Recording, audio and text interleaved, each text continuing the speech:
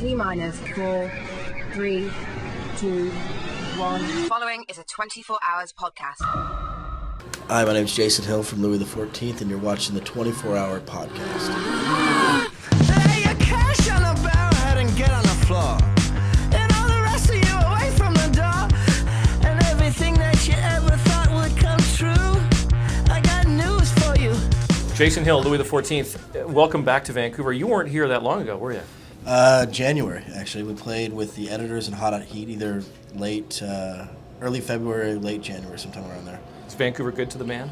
Vancouver's great to the band. Yeah, it's a great city. It's a really, really interesting city.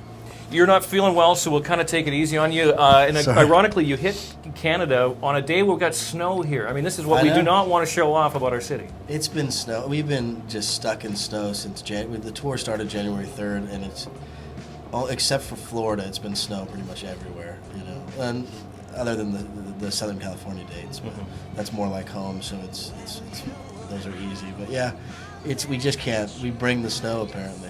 You know, being from Southern California, we apparently bring the snow because it snows every time we come into any town practically. When you tour around as much as you do, obviously, you know, home is someplace so you don't get a chance to visit very often. So when you do go back to San Diego, do you just basically just break down and go, that's it, I'm just doing nothing but just hanging out? Yeah, no, I go and record. I like to record, but recording to me is relaxing and it's fun and it's writing songs. That's kind of when I turn everything off. That's what I do for my entertainment. You know, sit around and maybe I cook a little bit and drink some wine and sit on the piano. That's a good time for me. You know, I mean, I try to. I'm pretty much kind of a homebody in that I don't go out much because I'm always on the road and you're always in clubs and there's always a party going on every night. And so when I go home, I don't want to do anything. You know, much to this dismay of certain people in my life that want. You know, I come home and they want to go out. Yeah, you know, yeah. so I'm not going to do it.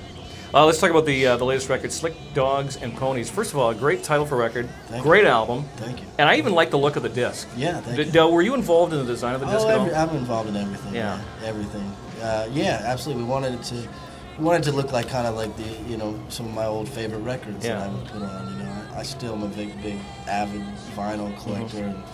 And, you know, actually, I don't buy as many CDs. I'll either buy things like on iTunes or something, or I'll buy the vinyl. You know, so I don't buy as many CDs anymore. But we wanted to look sort of, you know, like the old Zeppelin records, the old some of the old Ray Charles and stuff like that. You know. So were those type of musical acts inspirations to you growing up? Yeah, among many others. Yeah, but I'm a big music fan, and especially of a certain period around. Probably about 68, 69 through about 72, 73 when there was just amazing amounts of great music. You know, before I was alive, but really great music. You know, usually a lot of artists, that's their prime. You know, Leon Russell, who's one of my favorites. There's a couple great albums. First J.J. Cale record, it's incredible. It's one called Naturally. It's one Serge Gainsbourg album. That's with the Ballad of Melody Nelson on it. That album is, you know, monumental records that when I go home I listen to them usually once a day. You know.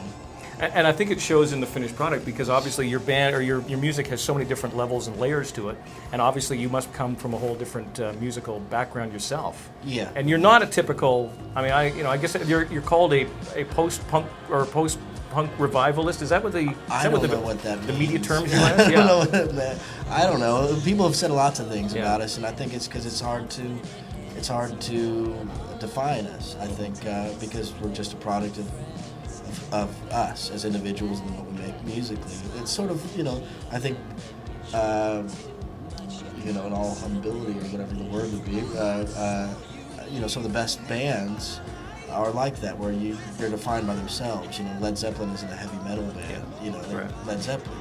U2, how would you define them? They're U2. You know, even somebody like the Rolling Stones, they're the Rolling Stones. Or, you know, I mean, I don't know. We could go down the list, and it's hard to define the great ones. And usually they're the ones that help us define bands later on. You know, oh, this band sounds like Elvis Costello, or so, you know, that kind of thing. But I think, in the interim, it's hard to define a band like ours because I think people often want to put us in a little hole or pigeonhole or whatever, say we sound like it's easier to make those associations, but I've yet to find them accurate. Finally, have you been banned in Alabama recently? A couple of years ago, we were banned in Hoover, Alabama. Hoover, Alabama. Yeah, that's some real forward thinkers, I'm guessing, in Hoover, Alabama, huh? It was during Katrina actually, and we were in Miami playing we were playing at some party for the MTV Music Awards that year, and it was before Katrina was really like a spectacle, before the levees broke, and before it was really a bad. At that time, it was just a bad storm, and we were kind of enjoying it in a way. I hate to say that, but we were, because we'd never really been a hurricane like that, and so we're out in Miami and kind of running around half naked in these incredible winds and storm. It was warm and it was great, and then we come back, go up to the room and turn on. One of them's turned on, and we didn't even hear from our agent or anything. We heard that there was some problems, that they were worried about. Apparently they were worried about.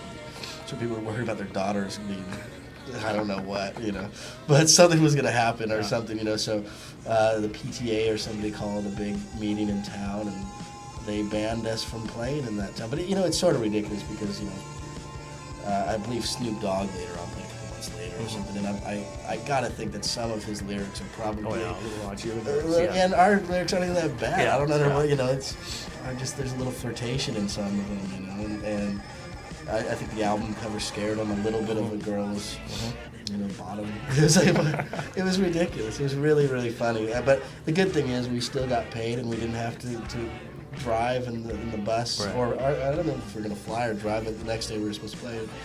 And anyway, I don't know if I finished this, but Bride turned on CNN or MSNBC, and I was on there.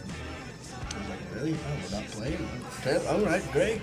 I remember putting in the call to Kirk, our agent, and saying, we're still getting paid, aren't we, man? Because, it's booked. And he's like, yeah, they're paying us. So. And you know what? And probably in retrospect, it probably ended up drawing more interest and attention to the band anyway. You probably had more tunes downloaded or sold more CDs.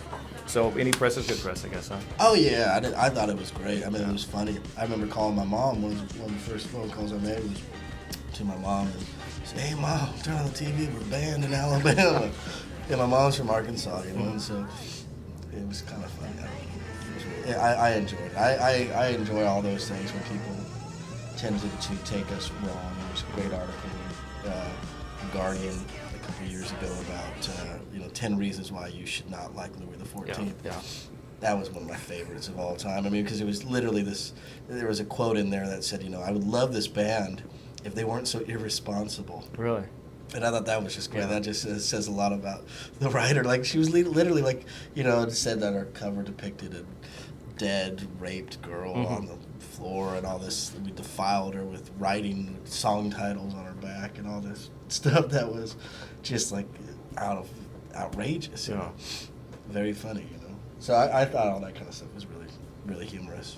Well, it's been great talking to you. Enjoy Vancouver, and maybe next time try not to bring the snow with you, huh? I will. All right. I will. Thank you very much. Yeah. 24hours.ca